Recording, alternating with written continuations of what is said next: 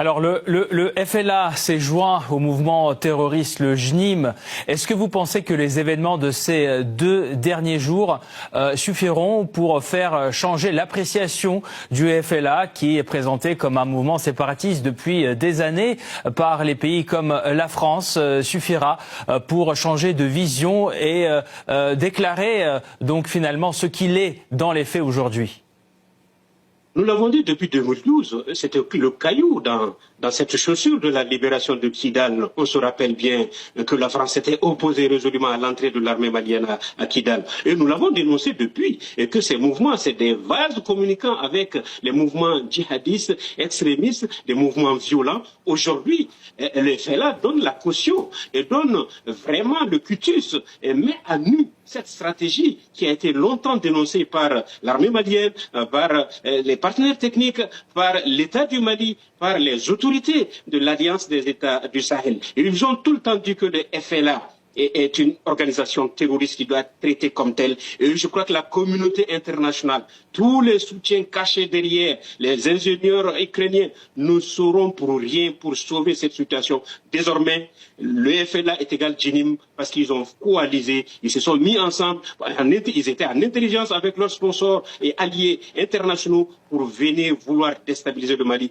Hélas, le peuple malien est là, résolument engagé parce que le Mali est indivisible, parce que dans notre hymne national, il est dit à l'appel du Mali, tous debout sur le rempart et nous sommes résolus de mourir pour libérer cette patrie-là. Nous sommes également engagés à faire partie à donner de notre souveraineté à toute l'Union africaine et cela aujourd'hui résolument. Je ne sais pas par quel miracle on va devoir convaincre la communauté internationale pour dire que le JNIM n'est pas une organisation terroriste, pour dire que le JNIM ne s'est pas allié pour attaquer le camp de Kati, pour aller poser des agents explosifs à Sévaré, pour poser des engins explosifs à Gao et également faire aujourd'hui les combats, parce qu'ils sont des milliers aujourd'hui à se battre à Kidal pour vouloir soumettre cette ville-là qui est insoumise, qui ne se soumettra jamais à leurs déshydratats et leurs dits.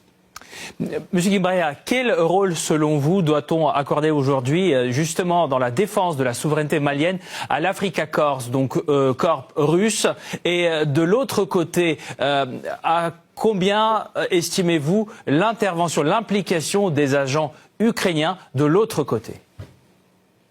Oui, nous, aujourd'hui, le partenaire technique sincère et franc, le seul qui a soutenu le Mali depuis le départ de la communauté internationale, ce n'est pas un secret polichinelle, c'est la Russie. C'est la Russie. La Russie est vraiment là pour le Mali, et la Russie est là pour le Burkina Faso, la Russie est là pour le Niger. La Russie s'est montrée par rapport à un transfert de compétences, par rapport à un transfert d'abord l'équipement de ces armées-là pour pouvoir résister jusque-là, et surtout, le partage d'informations. C'est important ce partage d'informations-là. Et la Russie a cette expertise qui a aidé, et c'est ce qui a montré les ingénieurs ukrainiens qui sont en découverte en Afrique, qui sont pratiquement souvent en débandade, qui s'impliquent dans un terrain qu'ils ne maîtrisent pas, qu'ils ne connaissent pas, malgré leur volonté, malgré leur financement par des partenaires obscurs, par des fonds vautours qui voyagent de pays en pays. Malgré cet appui-là, les partenaires techniques du Mali et le Mali, Africa Corps, tient bon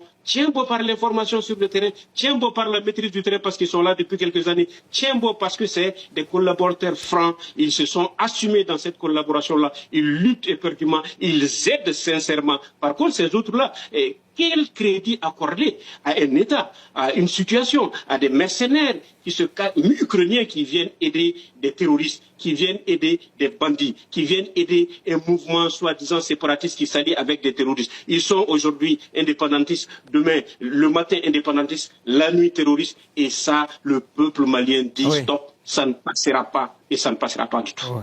Merci beaucoup, Monsieur Guimbaera, pour votre décryptage, votre analyse de la situation actuelle au Mali. Je rappelle, Tiambel Guimbaera, analyste politique, directeur de Médias Africains, en direct avec nous ce soir depuis Bamako. Merci encore. Merci beaucoup.